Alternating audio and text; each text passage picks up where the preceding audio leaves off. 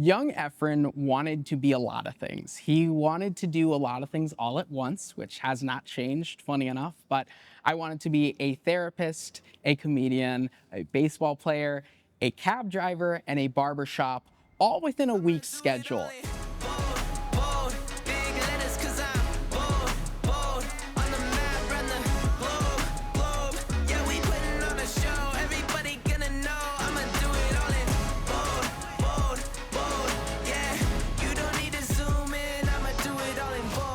My name is Efrain Tapia. I'm a senior recruiting specialist and I work at Walser Automotive. So I began my journey at Walser as an HR coordinator in the store. It was a role that no longer exists in our Minnesota stores anymore, but it was kind of a bridge between HR at corporate and HR in the stores and the stores connection and throwing events and just kind of being a liaison for our HR team. And then I swiftly transitioned from there into the recruiting team. I was granted the opportunity to join the corporate recruiting team and I've been here ever since. My journey to Walser really started in college. I went in as a chemical engineering major. I say it because it makes me sound smart, but I did that for a year. I quickly realized that the practical knowledge of that wasn't necessarily for me, so I transitioned to an HR degree and I graduated from the University of North Dakota with my degree. And then I started at Enterprise Rent-A-Car as a rental sales agent. And after about 9 months, I realized, that wasn't necessarily where I wanted to remain. I wanted to really utilize my degree and find something that really made me happy and fulfilled my needs and my wants for a career. And so then I found an opportunity at Walser and I haven't looked back. What I love about my job is the fact that I get to engage with people on a day-to-day basis and actually realize those engagements, right? It's, goes from a phone screen to an in-person interview that I set up, and then all of a sudden they're in front of me at orientation. And I realize the change that I'm able to make in people's lives, and I've gotten so many different notes of gratitude from so many different people about, what this opportunity means, and especially like working with students and getting their career kick-started. It's a really humbling experience for me. And it's also a lot of fun because I get to be out and about a lot more than some others might. I'm super critical of myself.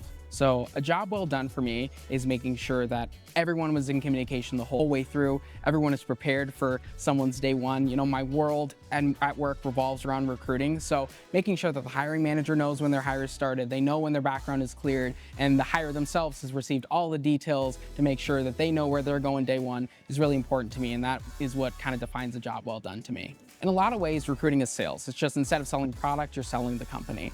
And so the way I've been able to adapt to it, honestly, it's kind of been in me for a long time. Even when I was younger, I would be at a grocery store and I'd look at someone's name tag and call them by their name and talk to them. To my mom's chagrin, she wasn't super happy. She always was like, "Oh, do you know that person?" And I was like, nope, just saw their name, figured I'd call them by it. So that casual conversation has always been in me, but additionally, I grew up in a really large family. So being shy wasn't really an option. I was kind of the center of attention in a lot of different ways. And so it was something that I think grew with me as well in my life. And I've just kind of taken into my school life and into my career, and just being a socialite and being able to engage with a lot of different people that I might not know outside of just their first name, but that's where you have to start, right? My advice for people who do struggle to communicate is to be passionate about everything, right? You don't have to necessarily know everything that you're talking about, but being engaged and being passionate gets someone else engaged. And that's really half of the battle, is making sure someone else is bought into the conversation.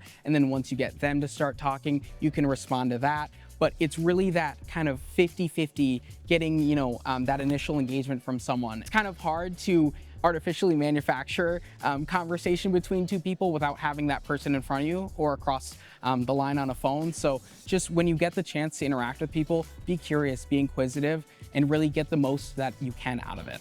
I grew up in Apple Valley, which is a suburb south of Minneapolis and Twin Cities. And growing up there, I was very comfortable. I've always been comfortable with a lot of different types of people. It's a very Caucasian area for sure, but I grew up in a very mixed family, so that was definitely never an issue for me. I'm of Mexican and Black descent. I have family that are in a lot of different areas of the country and a lot of different areas of the world, and a lot of different mixed cultures. So being culturally minded and having kind of that mixed background, I think has really helped me grow and understand a lot of different perspectives from a lot of different people. When I think about Black History Month, I think about tolerance. I think I maybe taken maybe a more passive approach rather than an active approach, but I always think it's really important to understand that everybody has a different background and a different upbringing, and those things have shaped their lives up until now. And so you may see someone who looks slightly different than you, or has different life experiences, but remaining tolerant and remaining, I think, never disengaging just because someone operates a little bit differently than you. That's what Black History Month means to me, is it opens the conversation to, these are people that had achieved these great things and thought differently and did things differently, and just appreciating their results and their achievements for what they are. One of the things that people can do to celebrate Black History Month and Black culture is understand that February is not the end of it, right? It goes for the rest of our lives and into your children's lives and into their children's lives. What you teach them and what you tell them and how you act in different ways directly tells them about your actions and your feelings and impacts their lives. So the more tolerant you're able to be, and the more accepting and the more willing you're able to be, influences the world around you. One of my idols is Denzel Washington. I think, so again, I'm a big movie guy, so that helps him as an actor. But even just him as an interviewer or being interviewed, he's an incredibly humble, well-spoken gentleman. He maintains an air of regalness about him, but also is so charismatic.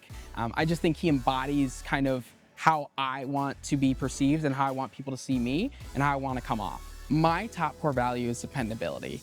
When others feel like they can rely on me, that's where I get my happiness. I really appreciate when people can lean on me. One of my favorite songs used to be Lean On Me by Bill Withers, it still is to this day. And just the message of, like, if there's a load that's too heavy for you to carry, I'm happy to, jump in and do my part and, take that weight off of your shoulders as well. I am most proud of my independence and my career. I think that coming out of college, uncertain and unsure, and eventually finding a space where I feel like I'm able to be myself, and I have developed a work family, and I have so many people who support me and believe in me and have invested in my career. And that's what I would say I'm most proud of.